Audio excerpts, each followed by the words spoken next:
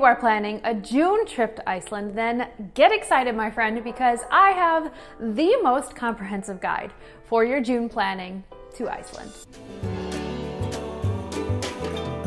Hello Team Iceland, welcome back to my channel. If you are new here, then my name is Jeannie and I am here to help you plan the best trip ever to Iceland. Today we're talking all about the month of June in Iceland, what it means for daylight hours, sightseeing, driving, and all of the things. So let's get into it.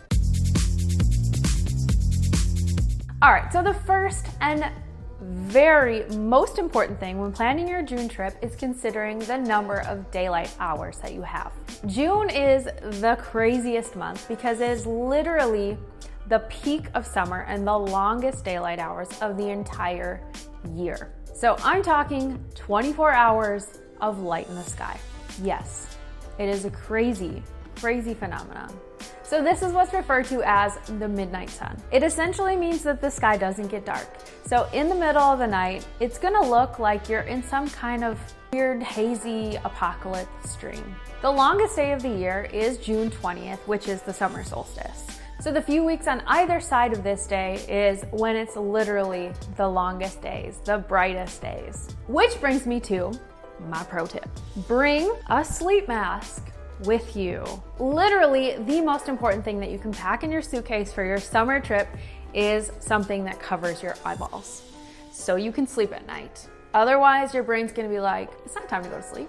It's light out. This is Iceland in the summer. Yes, it's wild, and yes, you're gonna have a hard time adapting to it, but if you have a sleep mask, then you're gonna be a lot better off. Next up, let's talk about the weather in June. You can expect temperatures to be from 3 to 16 degrees Celsius or 37 to 62 degrees Fahrenheit. So on average, we're seeing 9 degrees Celsius, 48 degrees Fahrenheit, average temperatures in the summer. So that's pretty crazy in itself. A lot of travelers that are coming in the summer are expecting warmer temperatures. It's just not the way it goes in Iceland.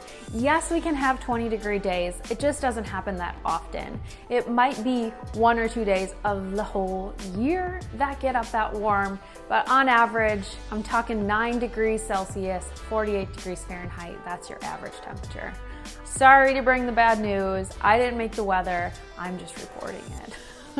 In June, you can expect lots and lots of sun, cloudy days, wind, of course, and then some rain as well. And if you guys are wondering what you should pack in your suitcase for your summer trip, then make sure to check out that video that I've made completely about that, where I go through all of the items and what to bring in your suitcase. So in terms of what's available for sightseeing in June, almost everything. So I'm saying that because it's the beginning of the season that lets you into the highlands. These highland roads or F-roads are gonna be starting to open up usually around mid-June. That's like the average time that the highland roads will open. So that means that you can start having access into Landmannalaugar, Thorsmörk, and those areas. Of course, the total rest of Iceland, Ring Road, Golden Circle, Snæfellsnes, Westfjords, all of that is totally accessible in June. So rejoice.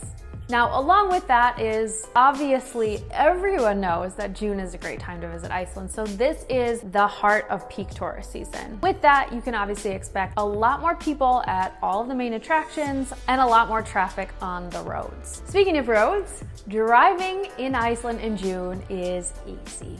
It's a breeze. Well, I should say, especially if you're sticking to the main roads, right? If you're not going into the highlands and using those F roads, it's a breeze. Easy, easy, easy. In fact, I would go so far to say as a two-wheel drive is perfectly fine for the majority of summer travelers in Iceland. The only exception to this is if you're traveling into the highlands. In that case, then you need a four-wheel drive, but for a complete explanation of what I'm talking about, head on over to my video that I've made specifically about that. Last but not least is the festivals and fun events that happen in June. So get ready because there's a long list of things going on in this month. So in early June is the Reykjavik Arts Festival. This is when artists from all over the world come to perform contemporary and classical works in unconventional places throughout Reykjavik. So this is a really fun time for art and music lovers. Also in early June and on the timeline of the Easter schedule is what's called Hvítasunnudagurin, or White Sunday. So like we've said in previous videos, Icelanders take Easter very seriously, and since this is one of those those holidays. Then the 7th, Sunday and Monday after Easter, are taken pretty serious in Iceland. So people have off work, people are doing some traveling, and so you can expect some limited hours around that time. Now, a very, very important day in Iceland is June 17th, and that is Independence Day in Iceland. So this is the day that Iceland gained their independence from Denmark, so this is a huge, huge celebration around the country. Think about the comparison of 4th of July in USA. Definitely lots of celebrations going on, and it's such a fun thing to experience. There's a lot of national pride on this day.